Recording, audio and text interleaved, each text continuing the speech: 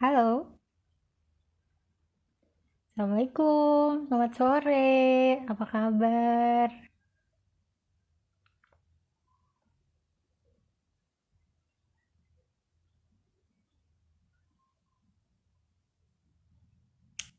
Halo, Assalamualaikum, selamat sore, sahabat CISC, apa kabar?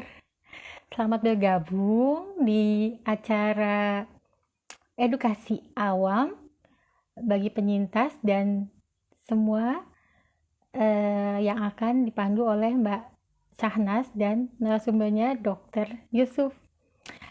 Saya Tantri, penyintas kanker ovarium dan saat ini masuk tahun ketiga, insya Allah.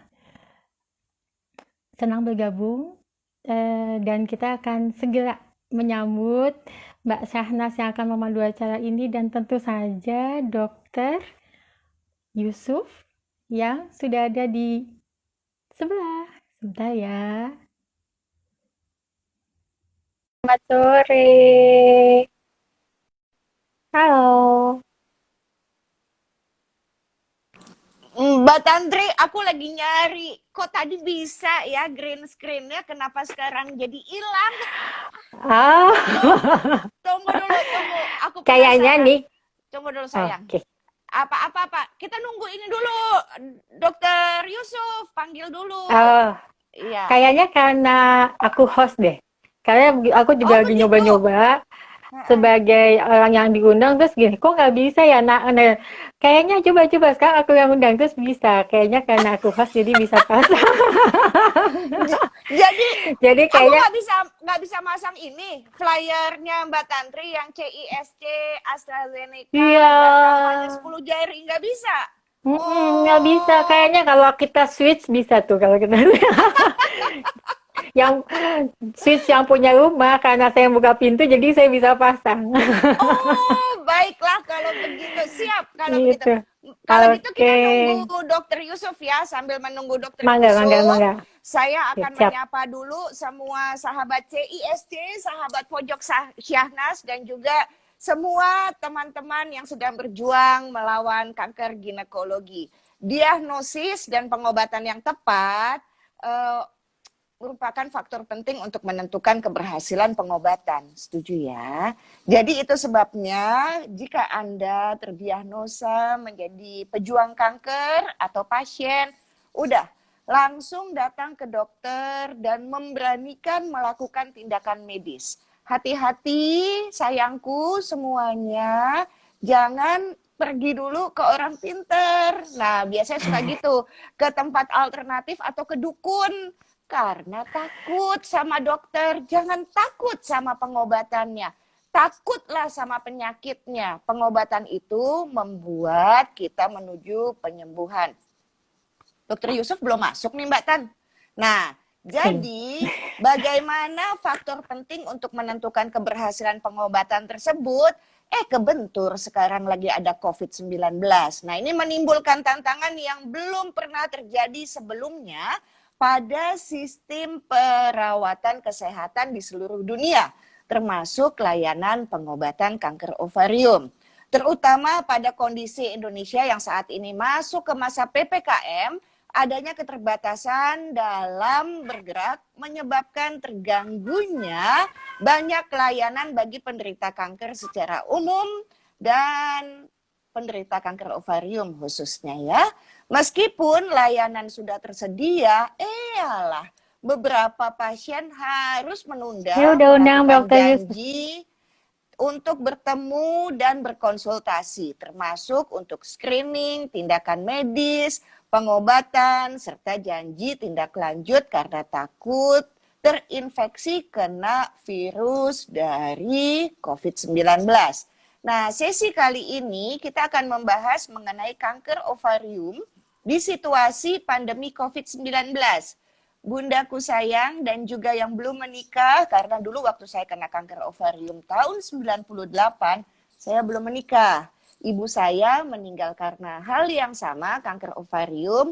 Begitu juga dengan nenek saya, adik ibu saya pun meninggal karena kanker. Jadi kami itu adalah keluarga besar pejuang kanker, dan ada yang menang dan ada yang akhirnya mesti pulang duluan ke kampung ilahi ya.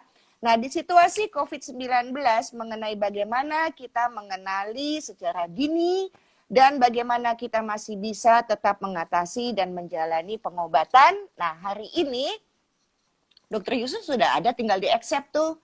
Coba Mbak Iya, udah nih. Tantri. Adakah? Atau mungkin Ya, signalnya Dokter Yusuf belum tadi jitu. sudah terungkap. Oke. Dokter Yusuf, jika sedang menyaksikan, Bunda, baiklah. Dokter apa Muhammad ya? Yusuf, spesialis obstetrik ginekologi, konsultan onkologi. Beliau adalah dokter kandungan konsultan onkologi ginekologi yang praktik di Rumah Sakit Kanker Darmais. Beliau menamatkan pendidikan dokter spesialis obstetrik dan ginekologi di Universitas Indonesia dan juga menempuh pendidikan di Asan Hospital Universitas Ulsan, Korea Selatan. Ternyata Dokter Yusuf bisa ngomong bahasa Korea. Ternyata bisa ngomong bahasa Selamat Korea, sore, Dokter Yusuf. Sore. Sebentar ya. Ya, Dokter Yusuf mau kemana sih? Ini pakai Aku baru tahu Dokter Yusuf itu pernah belajar di Korea. ya, pernah. Jadi opa dokter, kurang opa lebih dokter. 3 bulan sekitar tahun 2017. Iya. Wow, memang ada kasus apa sehingga membantu keahlian dokter sebagai seorang konsultan obgyn onkologi? Di sana kasusnya juga sama. Onkologi. Jadi saya itu kemarin tidak secara umum mempelajari onkologi secara umum gitu ya, tapi karena saya ingin lebih spesifik saat itu khusus ke teknik atau tindakan laparoskopi di bidang onkologi. Jadi ya kurang lebih sekitar hampir. Jadi mulai Oktober 2017 sampai Februari 2018 saat itu. Ini by the way ini gimana buat backgroundnya nih? Nggak bisa, aku udah nyoba. Hanya host Maaf ya dok, yang bisa. cuma host yang bisa.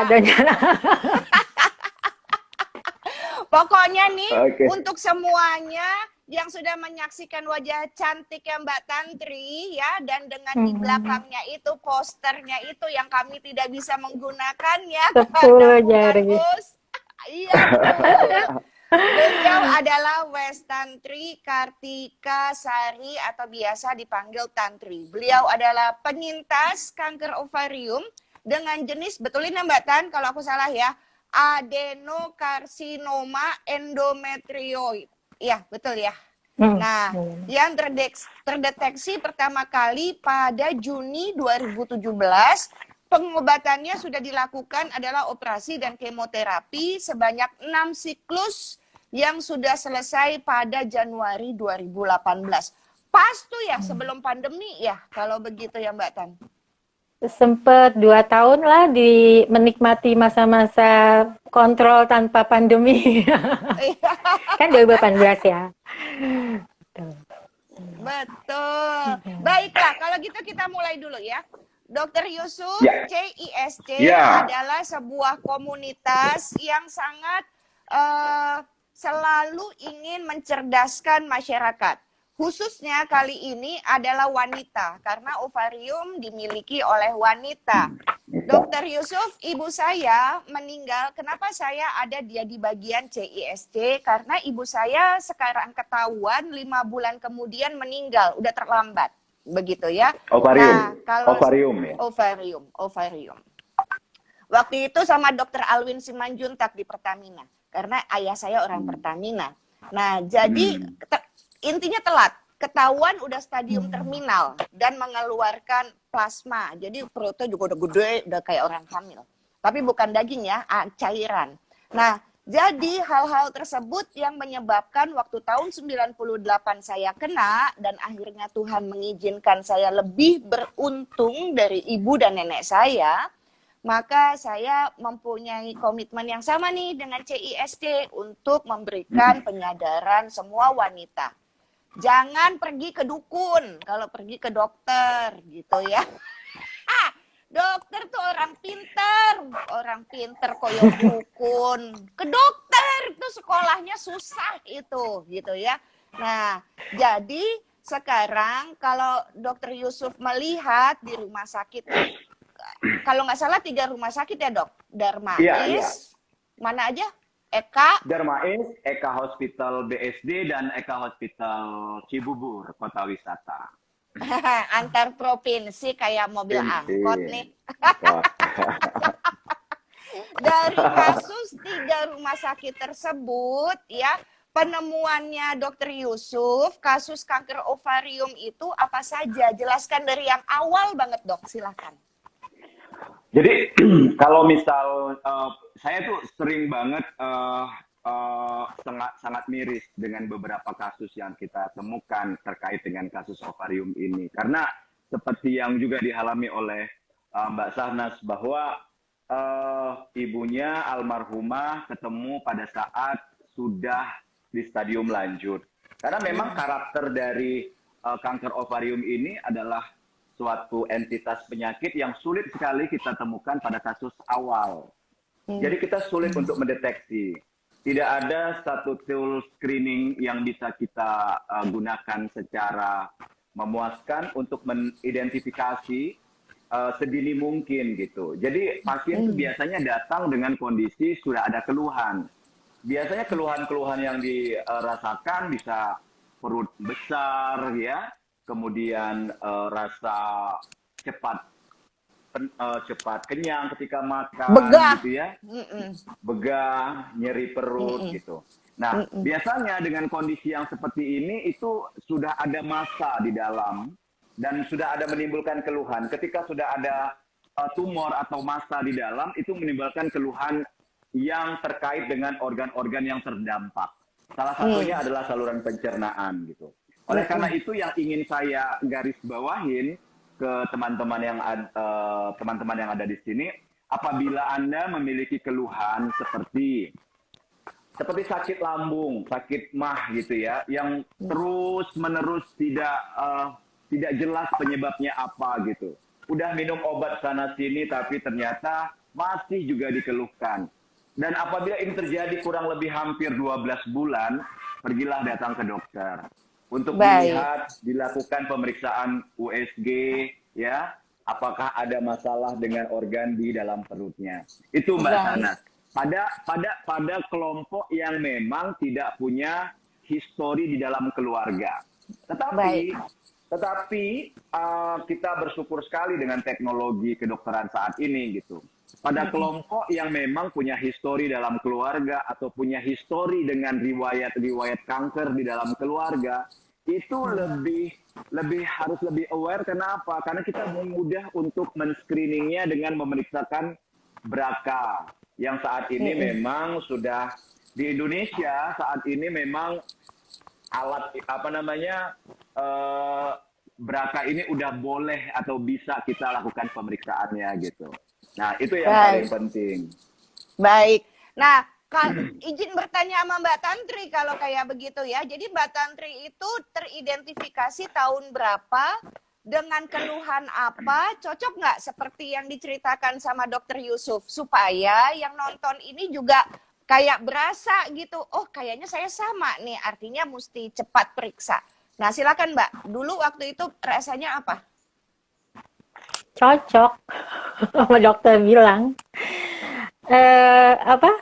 Kalau dirasain memang perut tuh kok jadi gede ya, tapi kan karena waktu itu gemuk ya.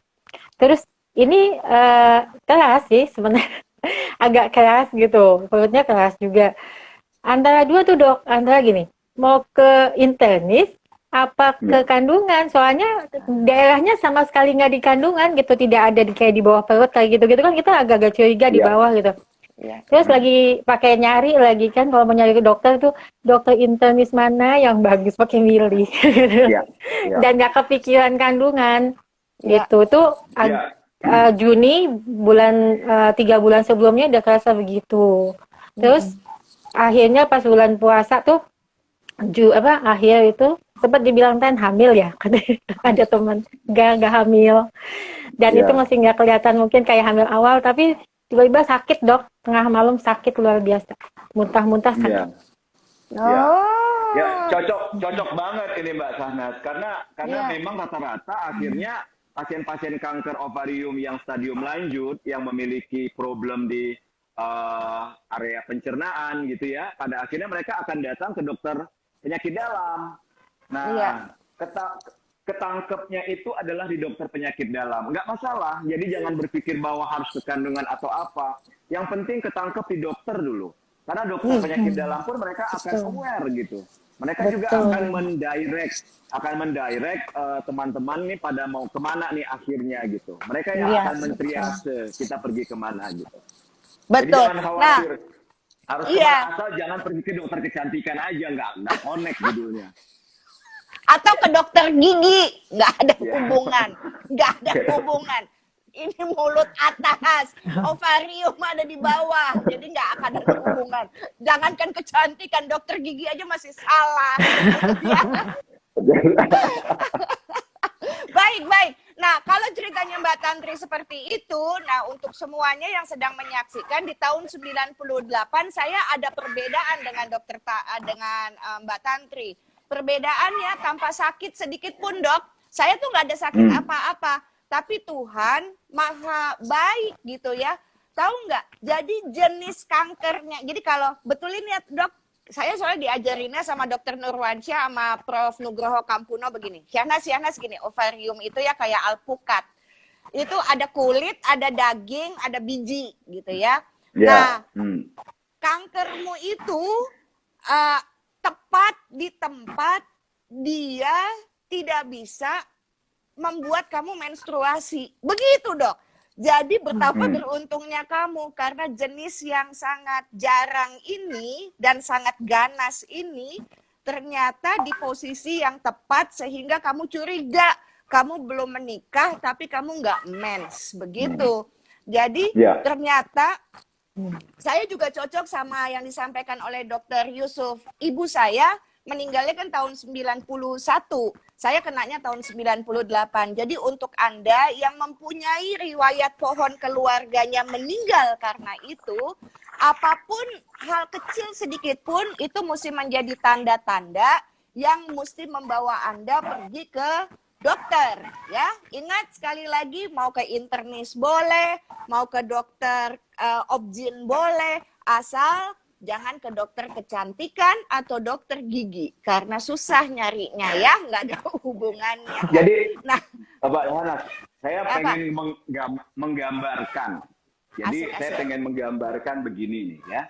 Ini adalah kalau misalkan indung telur kita potong menampang gitu. Iya. Penampangan dari indung telur, maka kita akan melihat lapis. Jadi ini adalah lapisan yang paling luar. Ini adalah lapisan yang paling luar dan ini adalah lapisan dalam. Iya. Nah, kalau kondisinya, karena kanker indung telur itu kita kelompokkan dua bagian besar. Yang pertama adalah kelompok epitel. Epitel ini yang selalu yang asalnya dari sel permukaan di sini nih. Ya kan? Ya kan? Dari sel permukaan di sini tuh. Kalau ibunya Mbak Sahnas dan Mbak Tanti ini, itu sel kelompoknya itu dari sini nih. Oh. Ya, dari sini ini. Dan dia kalau misalkan di stadium awal mungkin tidak akan menimbulkan keluhan apa-apa, hanya membesar saja gitu. Membesar, tumbuh. Ketika dia sudah melibatkan organ-organ di perut, maka akan menimbulkan keluhan seperti yang saya sampaikan. Semakin banyak organ yang terlibat, semakin banyak keluhan yang akan dirasakan. Salah satunya nyeri yang tidak amat sangat gitu ya. Tetapi kalau seperti Mbak Sahnas, ya Mbak Sahnas itu kelompoknya tuh selnya itu ada dari bawah, dari bagian dalam. Bagian daerah yang kita sebutkan ini kelompok non epitel. Nah, kelompok non epitel ini kalau misalkan saya lihat itu memang agresif, ya. Agresivitasnya mungkin hampir sama dengan yang kelompok sama kelompok epitel, tetapi alhamdulillahnya ini memang kelompok non epitel ini adalah kelompok yang paling mudah kita tangani. Kita operasi atau kita kemoterapi selesai gitu ya. Nah, Betul. angka kejadian dia untuk tumbuh lagi pun di kelompok non epitel ini jauh lebih kecil dibandingkan kelompok yang di sini nih. Nah, PR saya dan pasien-pasien saya ini yang asalnya dari sini nih. Ini yang luar biasa memang. Nah, itu mungkin yang bisa saya jelaskan gitu. Mbak Tantri langsung, ya Allah, kata Mbak Tantri. Nggak apa-apa, mesti semangat Mbak, mesti semangat, begitu ya. Iya, jangan pernah takut, Tuhan itu maha baik ya dokter ya. Nggak pernah memberikan beban di luar batas kemampuannya Mbak Tantri. Mbak Tantri, saya mau sampaikan, ketika dari sejarah penemuan kanker ovarium ini, dulu orang ketika menemukan ada cairan, ada kista dalam perut, orang cuma ngomong, oh ada water womb atau rahim yang ada memiliki cairan. Yang dikerjakan itu cuma disedot, dikeluarin sudah, terus tiba-tiba orang meninggal, gitu ya? Iya. Itu kalau misalkan kita lihat itu dari mulai zaman tahun 40-an sampai sekarang, itu kita bisa kelompokkan itu. 20 tahun pertama angka harapan hidup orang dengan kanker hidung telur ya cuma 30%. Tetapi dengan kemajuan teknologi yang ada saat ini, dari tahun 2017 itu kita sudah berpikir bagaimana cara meningkatkan harapan hidup pasien-pasien kita yang terdiagnosis kanker hidung telur gitu. Nah, hari ini kita bisa berterima kasih tuh dengan ilmuwan-ilmuwan kita, dengan teknologi pengobatan yang ada, harapannya itu udah meningkat di atas sampai 80% gitu. Jadi jangan khawatir gitu. Betul. Jangan khawatir gitu. Betul, dan ini jadi semangat juga buat yang menonton nih Mbak Tantri yang mengalami juga menjadi pejuang kanker ovarium. Nah, Mbak Tantri dan juga Dokter Yusuf, ini kan saat PPKM ya diperpanjang, dan untuk setiap tahapan apa saja nih yang bisa dilakukan? Bisa dilakukan, bisa ditunda untuk setiap zonanya. Ya, orang kan jadi ada yang tahapan meriksa, ada yang tahapan pengobatan gitu. Ya, jadi kalau misalkan kita lihat tuh Mbak, di pandemi ini orang semua pusing 7 keliling tuh, makan susah gitu ya, cari duit susah gitu ya, kemudian berobat juga susah gitu ya. Nah, kalau misalkan dengan kondisi seperti ini, saya bisa menyarankan apabila karena kan dalam melakukan pelayanan kanker itu kita harus memang komprehensif kan, kita harus komprehensif. Pertama, kita harus mikir masalah promotif dan preventifnya gitu. Promotif dan preventifnya ya di situ apa yang bisa kita kerjakan adalah screening gitu kan ya. Kita screening. Jadi saya sarankan pada area-area yang memang zona hijau, silakan datang ke rumah sakit untuk screening. Tidak ada keluhan, screening kanker, apapun itu gitu. Zona hijau. Kalau misalkan zona merah areanya, kalau misalkan screening ini mungkin di-delay dulu saja gitu. Ditunda ke rumah sakit sampai zonanya menguning dikit baru ke hijau gitu kan. Nah, itu kalau misalkan kondisinya. Tetapi kalau misalkan sudah memiliki keluhan atau bahkan bukan hanya keluhan, sudah terdiagnosis gitu. Iya. Harus tetap ke rumah sakit whatever it is. Karena kalau misalkan kita nggak datang ke rumah sakit untuk menyelesaikan kansernya, mungkin kalau tinggal di rumah akan meninggal karena kansernya gitu. Tetapi di rumah sakit, walaupun kita punya potensi untuk terpapar virus COVID-nya, jangan khawatir. Di rumah sakit biasanya kita juga sudah menyiapkan bagaimana memproteksi. Ya kan? Yang penting proses tetap dikerjakan gitu. Jadi kalau misalkan sudah terdiagnosis atau memang sudah ada punya keluhan, jangan segan untuk datang ke rumah sakit walaupun kondisi area tersebut masih zona merah. Gitu ya. Baik. Nah, kalau untuk setelah terdiagnosis ini biasanya dokter melakukan operasi, kemoterapi, radiasi. Nah, kalau misalkan zonanya merah bagaimana dok gitu ya? Kalau menurut saya harus tetap dijalankan. Kita tetap harus memastikan bahwa cancer ini tetap tertata laksana dengan baik tanpa ada penundaan. Kenapa? Karena kondisinya adalah seperti dua mata pisau yang sama-sama sangat tajam, bisa menggorok kita sewaktu-waktu gitu. Tetapi kalau misalkan sudah selesai nih rangkaian kemoterapi, sudah selesai rangkaian operasi, sudah selesai rangkaian radiasi, hanya kontrol-kontrol saja seperti Mbak Tanti. Mbak Tanti kontrolnya saat ini mungkin sudah masuk 6 bulan sampai 1 tahun sekali gitu ya. Nah, dengan kondisi yang seperti ini, saya menyarankan memang harus delay ke rumah sakit. Tidak perlu sering-sering. Kalau misalkan tadinya 6 bulan, saya rekomennya untuk datang setahun sekali gitu. Tetapi dalam setahun sekali itu, boleh juga intervalnya itu melakukan telemedicine pada area-area merah gitu. Untuk berkomunikasi dengan dokternya, berinteraksi, untuk ngasih tahu apa problem yang dialami selama masa 1 tahun tersebut. Itu mungkin yang bisa saya sampaikan, Mbak Sahnas. Karena penting sekali tuh. Intinya adalah jangan sampai rangkaian terapi tertunda atau terputus selama pandemi. Baik, siap. Dok, Dr. Yusuf izin untuk membaca pertanyaan yang masuk di kolom komentar dan Mbak Tanti untuk membacakan dari para sahabat CISC ya. Ini dari Dinda masuk. Dok, saya ini adalah pasien kanker. Kalau saya menunda, apa yang mesti saya lakukan sebagai pasien kanker ovarium? Nah, ini harus diperjelas pasien kanker ovarium yang saat ini.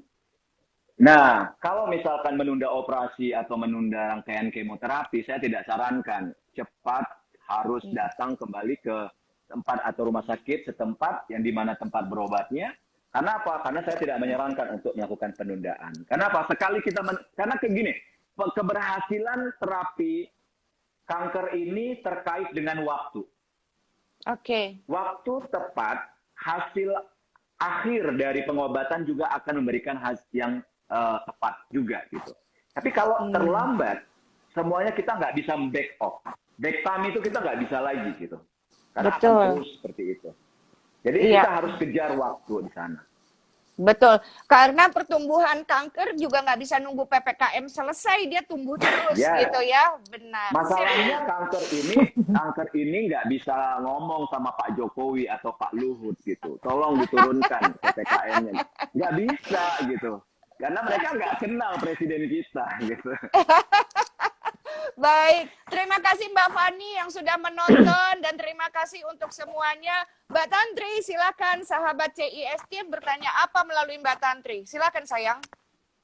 Dokter, ini ada Bu Muji Rahayu, dia CA ovarium 3C. Pertanyaannya, bagaimana kita mencegah kanker menjadi metas atau kambuh supaya nggak kambuh ya? Apakah benar kanker ovarium itu salah satu penyebabnya dari konsumsi obat-obatan saat program kehamilan? Ya, jadi gini, ini penting ini Mbak Muji. Jadi untuk semua jenis, bukan hanya kanker ovarium, untuk semua jenis kanker. Bagaimana caranya memaintain agar dia kambuhnya lama gitu ya. Yang memaintain pertama adalah imunitasnya dijaga. Itu kuncinya adalah imunitas. Nah, ini kita sempat ngobrol-ngobrol kemarin dengan Mbak Sahnas. Bagaimana sih cara menjaga imunitas yang baik ini gitu. Caranya adalah makan yang benar gitu kan. Makan yang benar, olahraga yang benar. Kemudian pengelolaan stres atau pikiran yang benar. Supaya apa? Imunitasnya bagus. Ini ada kasus nih. Jadi kemarin, satu hari Jumat yang lalu, saya ketemu dengan pasien saya. Kebetulan pasien saya itu kanker serviks. Ketemu sama saya itu sekitar 3 tahun yang lalu, stadium 3B. Ya. Itu badannya itu masih segini. Jadi karena memang kansernya sudah bagus, nggak ada tumbuh lagi saat ini, tapi berat badannya udah segini. Ya, gitu kan. Nah, berat badannya udah segini.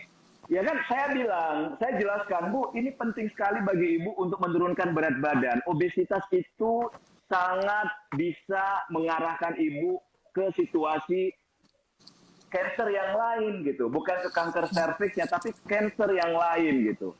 Nah, menjaga ini penting gitu. Jadi bagi Bu Muji, menjaga nutrisi yang baik tadi itu sangat penting. Jangan terlalu over, tidak juga terlalu dibatasi gitu kan ya. Nah, terkait penyebab dari kanker ovarium, apakah itu bisa disebabkan oleh beberapa pil-pil atau obat-obat yang digunakan ketika melakukan program hamil? Betul sekali. Jadi kalau misalkan pasangan usia subur yang sulit untuk hamil, biasanya dokter ingin memberikan pil penyubur. Nah, seperti yang saya bilang, pil penyubur itu dia akan merangsang si sel telur itu membesar.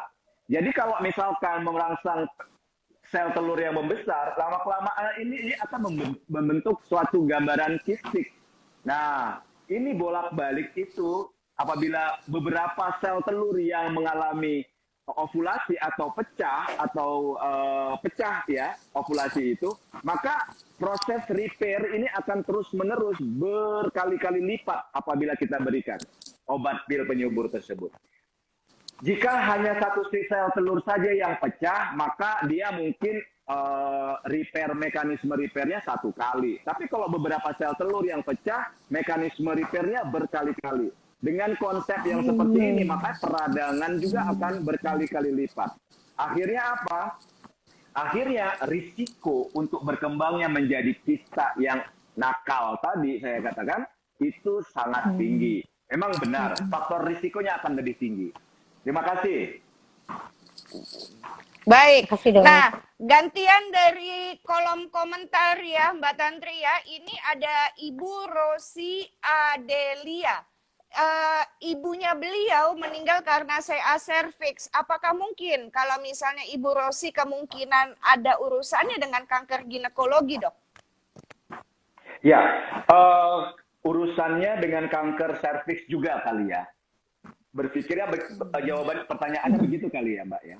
Jadi kalau misalkan yang bersangkutan almarhum meninggal karena kanker serviks, apakah Ibu Rosi ini juga punya potensi untuk terkena kanker serviks?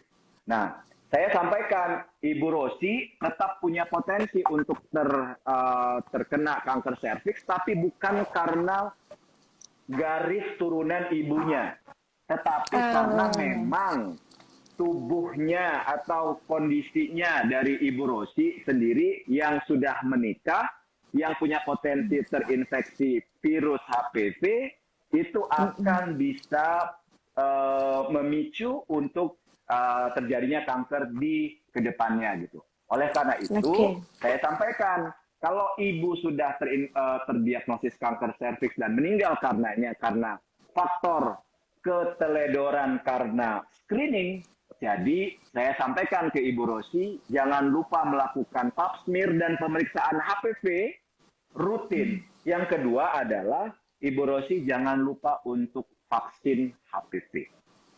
Oke. Kunci. Saya tambahin ya satu kunci, izin ya nambahin. Jangan lupa pap smear-nya yang itu, Dok. Jangan salah mancing ikan di kolam yang nggak ada ikan. Nanti hasilnya bisa salah. Jelasin, Dok, jelasin. Ya karena apa? Seperti yang saya sampaikan, kalau misalkan pap smear biasa saja, kita ibaratkan ini adalah cervix. Biasanya kalau pap smear yang biasa, kita hapusnya begini, kita swab-nya begini. Berarti kalau misalkan sel kankernya ada di sini, berarti yang kita tangkap nggak ketangkep di sini. Yang kebaca sama dokter adalah normal saja. Padahal kemudian dalam beberapa bulan kemudian pasien datang, Dok, saya berdarah lagi. Pada saat melakukan biopsi, ternyata sudah kanker. Terus pasien ngomong, Dok, kan pap smear kemarin saya normal. Kenapa saya bisa kena kanker sekarang? Karena nggak ketangkep yang di sini. Oleh karena itu, saran saya, selain meminta pap smear biasa, ditambahkan dengan pemeriksaan HPV. Karena apa? Karena pemeriksaan HPV tadi itu, sitologinya itu, kita persis ngambilnya semuanya gitu. Sehingga lebih ketangkep semuanya. Ya, jadi virusnya juga ketangkep. Akurasinya hampir 100%. Ini ada lagi Ibu Elis Chang. Dok, saya CA ovarium stadium 1A, 1C. Harus kemo nggak saya? Nah, kalau misalkan pada kanker ovarium, kita tentukan stadium dengan cara pembedahan. Kalau misalkan stadium pembedahan itu, kita akan lihat di mana letak kankernya yang sudah menyebar. Biasanya kalau misalkan stadium 1A, kankernya itu hanya ada terdapat di indung telurnya saja. Misal saya gambar begini ya. Pulpen saya habis pula. Nah, gini. Saya gambarin. Dok, mau nggak Ya, dok? seperti ini. Ya. Seperti ini rahim. Ini indung telur. Kalau misalkan kankernya asalnya adalah dari sini, Ya. kan? Ya. Yang ketangkep, yang asal tumornya cuma ada di sini, kan kita periksa di sini tidak ada tumor, di sini juga tidak ada tumor, kita bilang 1A. Ya. Oke, Ya kan? paham. Tapi kalau Ya. misalnya dia tumornya juga udah ada di sini dan sudah ada di sini, kita bilang 1B. Oke. Nah, kalau misalkan tumor implannya sudah ada di rahim juga, kita bilang minimal dia 2B. Nah, pada kanker ovarium, yang kita rekomendasikan untuk tidak dikemoterapi adalah yang khusus untuk 1A. Ya, tetapi kalau misalkan 1B, itu kita akan melihat lagi jenis selnya, jenis sel yang seperti apa. Apabila jenis selnya yang sifatnya low risk, mungkin kita nggak akan sarankan kemoterapi. Tetapi kalau misalkan jenis selnya itu high risk itu dalam arti resiko tinggi untuk muncul lagi atau kambuh lagi, kita sarankan untuk kemoterapi. Nah, Betul. tetapi kalau misalkan stadiumnya stadium 1C, biasanya itu sudah ada penyebaran sedikit, tidak banyak gitu ya. Saya lebih merekomendasikan untuk kita lakukan kemoterapi. Baik. Sip. Ini Ibu Citra Siregar Sulaiman 7. Dok, ditanggung BPJS nggak sih pengobatan kanker ovarium? Soalnya teman saya yang istrinya meninggal kanker ovarium, biaya pengobatannya tidak ditanggung BPJS atau asuransi kesehatan, dok. Ya, alhamdulillah semua pasien kita yang ada di Darmais itu mereka hampir 90% menggunakan fasilitas yang disediakan oleh BPJS gitu ya. Jadi kanker mulai dari pemeriksaan screeningnya, mulai pemeriksaan untuk operasinya, mulai kebutuhan untuk kemoterapi dan radiasinya, semuanya itu 100% ditanggung oleh BPJS. Jadi nggak benar kalau misalkan pasien-pasien yang kanker ovarium seperti yang disebutkan ibu yang tadi itu tidak di-cover oleh BPJS. Oke, baik, sip. Kalau begitu, Dokter Yusuf ambil pena yang ada isinya sambil Mbak Tantri nanti akan berkisah tentang bagaimana pengobatan ya, Dok. Saya mau kasih pertanyaan ke Mbak Tantri dan kasih kesempatan dokter buat ambil ballpoint. Oke? Baik, mana ballpennya? Ballpennya mana yang ada isinya? Ada di mana? Udah ada. Oke, siap. Sudah ada ya. Nah, Mbak Tantri, yang dilakukan oleh Anda nih selama masa pandemi sebagai penyintas kanker ovarium, apa yang dilakukan, Mbak Tan? Kalau kontrol waktu lagi pertama kali tuh yang bulan-bulan Maret tahun lalu udah pasti enggak. Karena karena kondisinya juga cukup baik, terus ya mundur semua kan ke rumah, nggak berani juga. Nah, tapi setelah 2-3 bulan yang setelah lebaran tahun lalu kan orang sudah mulai paham gitu bagaimana jaga prokes dan seterusnya. Akhirnya ya udah mulai konsul-konsul lagi. Nah, kemarin waktu lagi yang lonjakan kedua ini juga sebenarnya kan lagi mau CT thorax waktu kemarin ada disuruh sama dokternya CT thorax. Udah keburu keluar tuh PPKM-nya. Ya sudah mundur dulu. Nunggu sambil jaga-jaga kesehatan karena waktu itu cuma dikasih tahu kalau ovarium nggak ada tindakan selain setelah kemo ya jaga-jaga makan, istirahat, olahraga ya. Memang mesti dibenahin kali hidupnya. Iya, dibetulin gaya hidupnya. Kamu udah vaksin belum, Mbak? Boleh vaksin nggak? Dikasih vaksin? Boleh. Sebenarnya sama dokterku boleh. Tapi karena waktu itu dokter yang di lapangan, kan waktu itu sempat ada vaksin yang AstraZeneca itu kan mungkin banyak orang cerita terus tidak mempersiapkan diri juga, jadi orang-orang juga dokternya pun juga udah deh Mbak minta surat rekomendasi dulu ya dari dokternya, kalau boleh kalau emang udah ada nanti boleh lah gitu, datang aja langsung ke puskesmas malah. Di puskesmas bisa melayani yang tanpa janji gitu. Ya. Baik. Nah, Dokter Yusuf, saya tuh Ya. udah second dose, udah dosis yang kedua. Saya pakai AstraZeneca, Dok. Kenapa? Karena supaya bisa masuk jika saya mau melihat anak saya yang merantau di luar Indonesia. Karena saya nggak bisa masuk ke border kalau nggak pakai AstraZeneca gitu. Nah, intinya adalah beginilah. Vaksin apa yang tepat untuk penyintas atau pasien kanker ovarium, Dok? Jadi yang ada saat ini di Indonesia, yang mungkin dan yang ada dan akan ada di Indonesia saat ini, pilihannya kan cuma 4 tuh. Pilihan yang ada yang pertama adalah Sinovac, yang kedua adalah AstraZeneca, yang kemudian yang saat ini sedang beredar adalah Moderna, yang keempat itu Pfizer yang mungkin akan ada dalam bulan ini. Jadi 4 pilihan atau 4 variasi jenis vaksin ini semuanya aman untuk teman-teman yang memang saat ini sedang berobat, baik itu yang mau operasi, kemoterapi, radiasi, atau bahkan bagi mereka yang sudah selesai dan programnya hanya untuk melakukan surveillance penyakitnya, itu aman untuk dikerjakan. Ya, jadi memang kendalanya belum ada petunjuk teknis untuk teman-teman vaksinator di lapangan, sehingga pasien-pasien saya umumnya itu datang meminta surat rekomendasi layak untuk divaksin, karena penting bagi teman-teman vaksinator di lapangan untuk mempertanggungjawabkan apabila terjadi sesuatu, padahal sebenarnya itu aman. Gitu. Jadi jangan khawatir. Jadi untuk Mbak Tanti silakan lanjutkan vaksinnya. Karena penting sekali untuk memproteksi diri, gitu ya. Baik. Untuk proteksi diri, gitu. Ini banyak sekali pertanyaan Mbak Sanas terkait sama vaksin pada pasien kanker tadi. Saya ingin buat satu ingin bikin suatu simulasi lagi, ya. Pasien kita yang ini pasien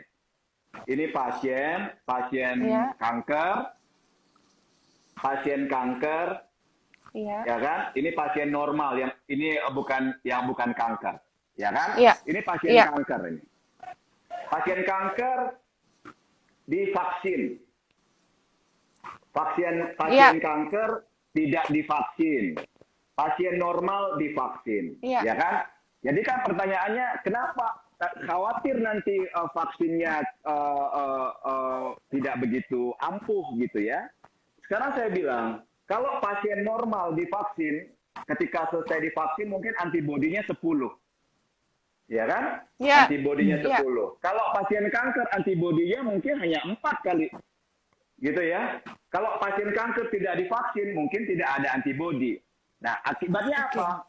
Apabila semua orang ini, ketiga pasien ini terinfeksi COVID, pasien kanker, pasien normal, pasien non-kanker yang divaksin tadi, antibodinya bagus, ketika kena COVID, dia cuma OTG saja. Tidak ada gejala, gitu kan ya. Pasien kanker yang divaksin, yang antibodinya memang tidak sebaik pasien non-kanker yang divaksin, apabila dia terkena COVID, mungkin dia cuma batuk sama demam saja, gitu ya. Setelah batuk dan demam, itu bisa hilang gitu dalam beberapa hari. Tetapi kalau pasien kanker yang tidak divaksin, antibodinya nggak muncul sama sekali, terkena COVID, risikonya kematian.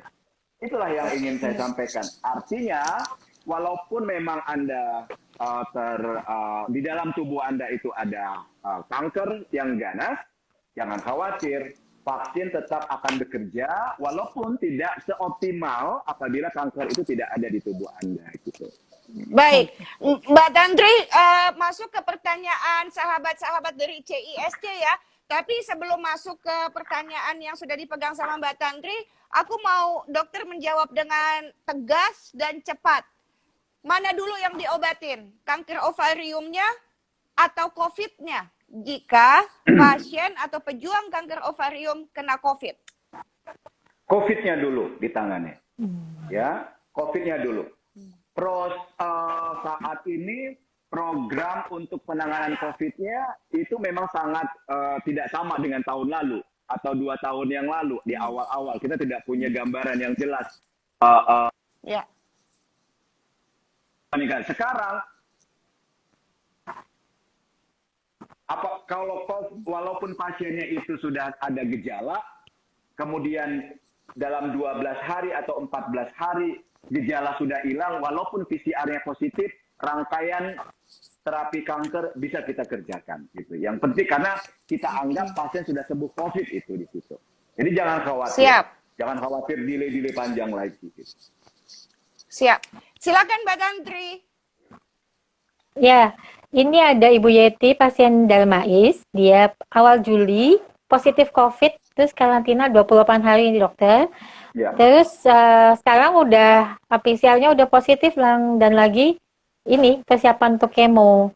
Ya. Kayaknya dia akan terjeda hampir 2 bulan dokter. Itu bagaimana ya dok?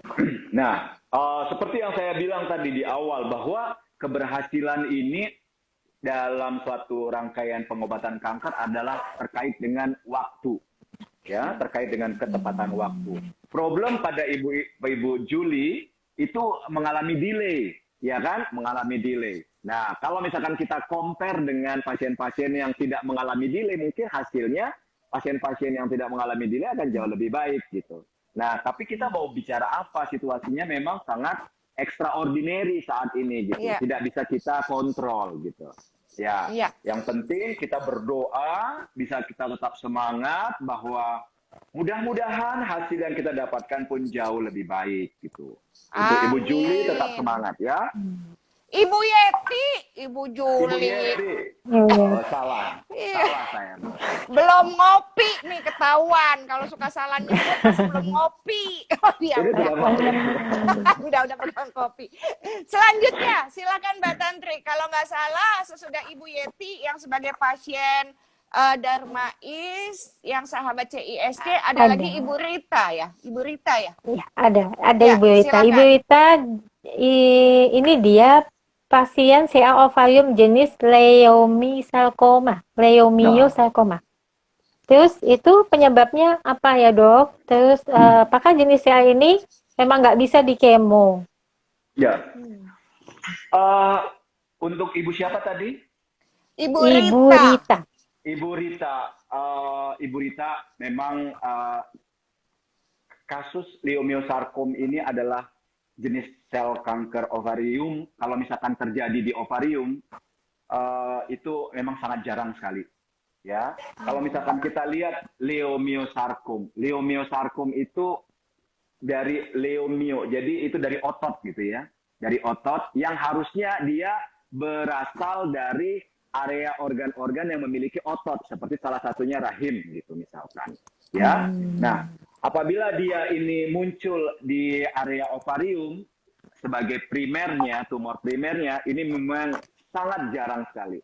Nah, dari karakter dari kanker ini sendiri itu sangat resisten, tanda kutip resisten untuk di kemo, sangat resisten untuk diradiasi. Tidak sama dengan jenis-jenis yang lain yang seperti saya sebutkan. Akhirnya pasien jenis kanker yang seperti ini cuma satu pengobatannya, yaitu apa? Operasi. Ya, operasi yang paling signifikan gitu. Nah, ya saya sih turut berduka untuk Ibu Rita bahwa kondisi ini memang sangat jarang. Memang benar kondisi seperti ini tidak mudah bagi kami. Kami sendiri juga selalu putus asa apabila menghadapi kasus-kasus yang sangat jarang seperti ini karena respon kemo dan respon radiasi memang tidak banyak memberikan keberhasilan. Baik, Ibu Rita, pokoknya mesti semangat karena Ibu Rita mesti percaya. Bayangkan kalau misalnya ini saya cerita walk the talk. Ketika pertama kali saya juga mengalami bahwa jenis kanker saya adalah jarang banget ditemukan. Tahu nggak? Itu kayak jenis ini kudunya tuh hormon saya mesti jadi lelaki. Tahu nggak dokter? Jadi Prof Dok begini, ini hormon, ini mesti jadi hormonnya kamu tuh lelaki bukan perempuan. Hah, saya bilang gitu. Kalau gitu saya perempuan jadi-jadian, saya bilang. Nah, jadi ada kalimat yang sangat bagus sekali waktu saya mempelajari mempertahankan hidup saya ya dokter, izin berbagi ya dokter. Nah, jadi Dokter Yusuf saya bilang begini, asik ya kalau misalnya jenis ini jarang. Jadi kita itu adalah orang yang terpilih untuk membuat tim dokter menjadi lebih canggih lagi melalui tubuh kita. Pada saat kita mau berkolaborasi seperti itu dengan dokter, kayak Pygmalion Effect gitu ya Ibu Rita, bahwa kitanya semangat, dokternya juga semangat belajar, karena ngelihat dokternya semangat, kitanya juga tambah semangat. Ujungnya yang ada adalah meninggal atau hidup, semua orang yang hidup pasti meninggal gitu ya. Apakah meninggal karena kanker, apakah karena COVID, apakah karena cegukan atau keselak meninggal, apakah karena patah hati meninggal, pokoknya ya emang kita mesti meninggal begitu ya. Akan tetapi yang paling penting Bu Rita adalah dengan penyakit yang jarang ini, jenis ovarium kanker yang jarang ini, Ibu Rita sudah berjasa di dunia kesehatan untuk para dokter onkologis. Begitu ya dok ya? Pokoknya betul sekali. Mesti.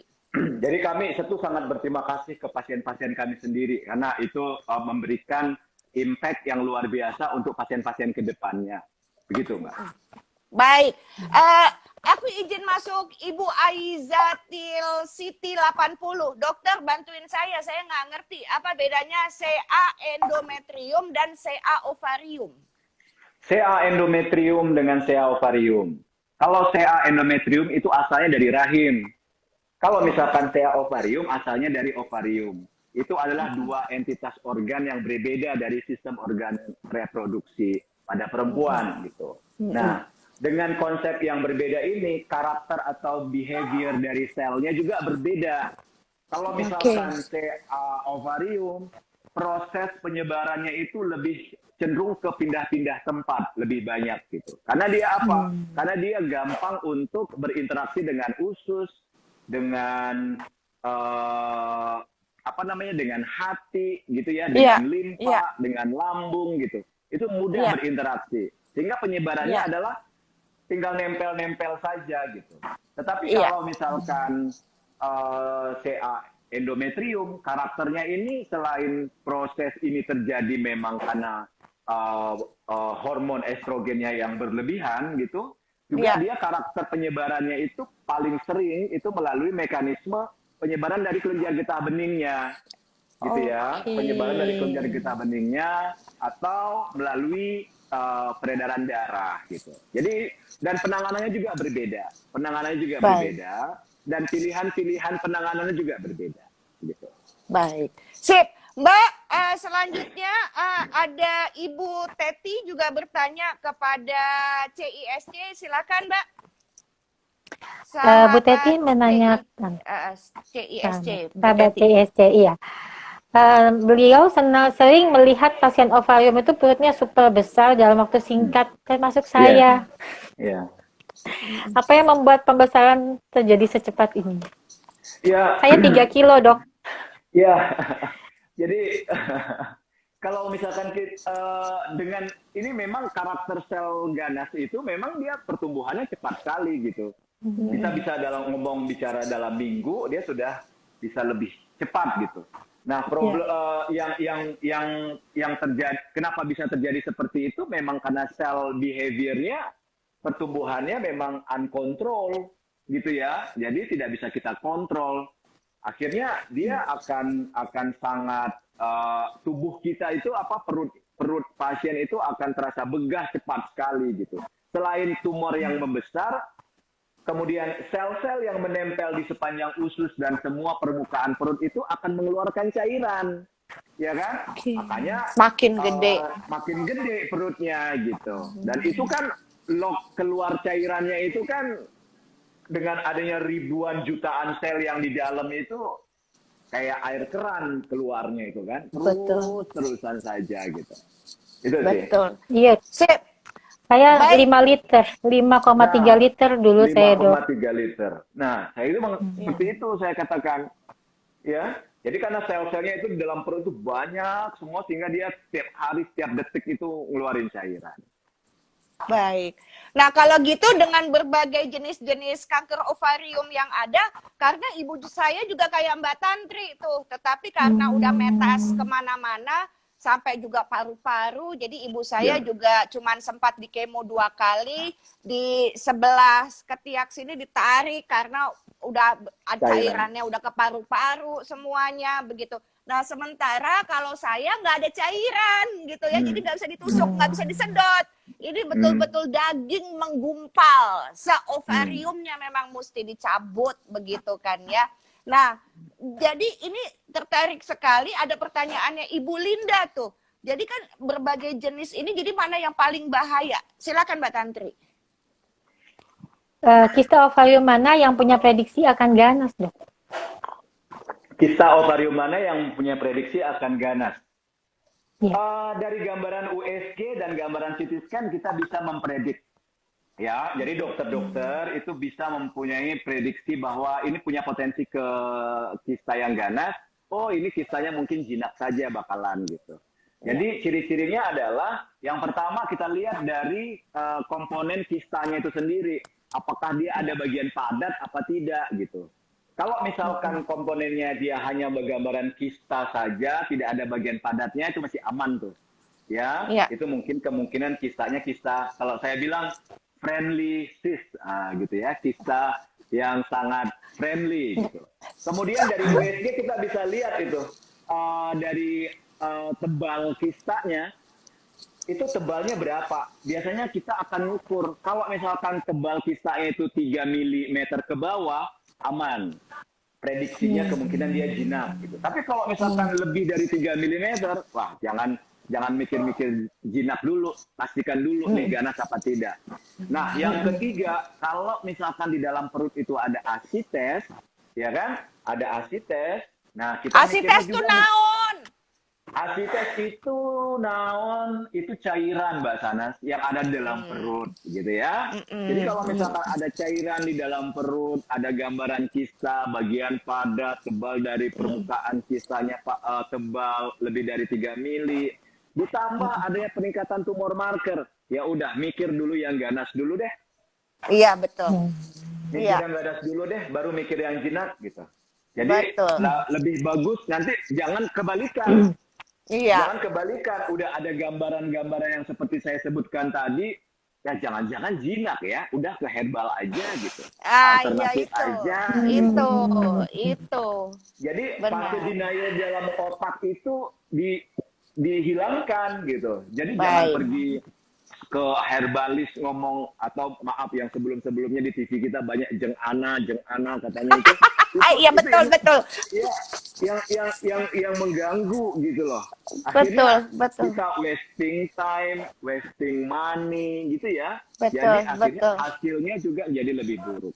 Itu sih. Nah, itu betul, itulah yang terjadi dengan banyaknya sahabat-sahabat saya karena takut untuk masuk ke meja operasi, tidak mau melakukan kemoterapi dan takut dengan radiasi. Apalagi mereka mengatakan, wah kalau udah kena pisau operasi, saya udah nggak bisa nolong, jadi nggak boleh operasi. Begitu ya, hal-hal yang kayak begitu tuh udah di kuping saya tuh udah sering banget gitu loh. Sehingga saya selalu nggak bosan-bosannya mengatakan, kanker itu penyakit medis, sayangku.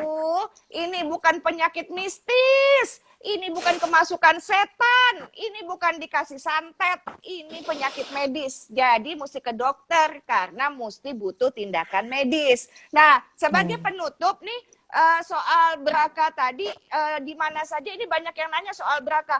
Dok, mau BRCA karena saya udah mulai curiga. Jadi ditutupnya pakai itu ya, sekalian nanti take home message dari Dr. Yusuf dan Mbak Tantri. Silakan. Jadi kita saat ini sudah bisa di Indonesia kita melakukan pemeriksaan BRCA. Jadi pemeriksaan BRCA ini tidak hanya terbatas di kanker ovarium. Beberapa jenis kanker yang lain juga apabila memang kaitannya ada terkait dengan turunan, ya ada turunan, itu kita sarankan untuk pemeriksaan BRCA. Karena seorang seorang individu yang memiliki BRCA positif, BRCA 1, 2 positif, dia akan punya potensi hampir 85% mengidap kanker payudara pada perempuan ya. Kemudian dia akan 65% mengidap kanker indung telur. Kemudian dia akan punya potensi mengidap kanker usus, kanker pankreas, kanker apalagi, kanker pada laki-laki, kanker apa istilahnya itu prostat, ya kan? Iya. Nah, ini BRCA ini berperan banget. Jadi pada orang yang memang punya riwayat di keluarga yang saya sebutkan tadi jenis kankernya, itu kita sarankan untuk pemeriksaan BRCA. Nah, ya itu yang pertama. Yang kedua, BRCA ini juga penting untuk kita lihat terkait dengan kepentingan terapi, Mbak Sahnas. Karena apa? Ya. Pada pasien-pasien kanker yang memiliki mutasi di BRCA, maka pilihan terapinya nambah itu lebih baik. Saat ini ada obat baru yang diberikan itu adalah PARP inhibitor, sehingga pada kelompok yang BRCA positif ini apabila kita berikan kemoterapi dan PARP inhibitor tadi gitu ya, itu maka hasilnya itu akan sangat baik. Penelitian yang ada saat ini itu lebih dari dalam 5 tahun ini belum muncul lagi kankernya gitu. Tadi belum muncul lagi kankernya karena dengan teknologi yang saat ini kita makin meningkat penelitian makin meningkat. Jadi bagi teman-teman sekalian yang memiliki histori di dalam keluarga ya ada kanker indung telur, kanker ovarium, apalagi masih muda ya, apalagi usia masih muda, saya sarankan untuk melakukan pemeriksaan BRCA. Pemeriksaan BRCA di laboratorium yang kita ada di Indonesia ini sudah mulai terbiasa gitu. Jadi nggak perlu dikirim ke luar negeri lagi gitu. Betul. Baik, take home message dok, baik untuk penyintas, baik untuk pasien, baik buat support system atau buat keluarga, sahabat yang ingin orang tersayangnya untuk cepat pulih. Silakan dok. Nah, take home message saya sore ini bagi pasien-pasien dan bagi teman-teman yang ada di sini, sahabat KISC, bahwa Tuhan itu tidak akan memberikan beban atau cobaan di luar dari kemampuan kita untuk menghandlenya. Apalagi saat ini, saat pandemi gitu ya. Oleh karena itu kita akan selalu diberikan jalan. Caranya adalah ketika ada keluhan, langsung datang ke rumah sakit, rutin melakukan check up pada kelompok yang memang harus ke rumah sakit, walaupun di saat pandemi seperti ini, ya kan? Jadi jangan khawatir, jangan jadikan PPKM, apapun istilahnya, pandemi, apapun istilahnya, sebagai penghambat untuk kita mendapatkan pengobatan yang ideal untuk masalah kesehatan kita. Satu lagi, Mbak Sahnas, untuk pejuang dan semuanya lah gitu ya, vaksinasi untuk pasien-pasien kanker itu wajib. Sebelum saya diingatkan oleh Mbak Sahnas. Betul sekali, dokter. Terima kasih banyak. Nah, untuk Mbak Tantri, silakan Mbak. Apa pesannya untuk, karena gini, saya yakin sekali kalau misalnya seorang yang baru menjadi pejuang, yang baru menjadi pasien, apa yang disampaikan seorang dokter tidak cukup berdampak dibandingkan sesama yang sudah pernah ngejalaninya. Maka apa yang disampaikan Mbak Tantri sebagai penutup ini pasti akan lebih berdampak karena pasti mereka akan bilang gini, aku percaya sama Mbak Tantri karena dia udah pernah ngalaminnya. Kalau dokter kan belum pernah kena kanker. Saya pasti kan begitu bahasanya. Ya nggak dok?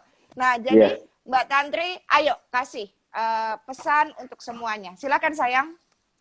Ya, buat teman-teman yang baru terdiagnosa atau terdeteksi ada kanker, pertama itu terima dulu, terima. Ya, suka nggak suka, jelek apa bagus, terima.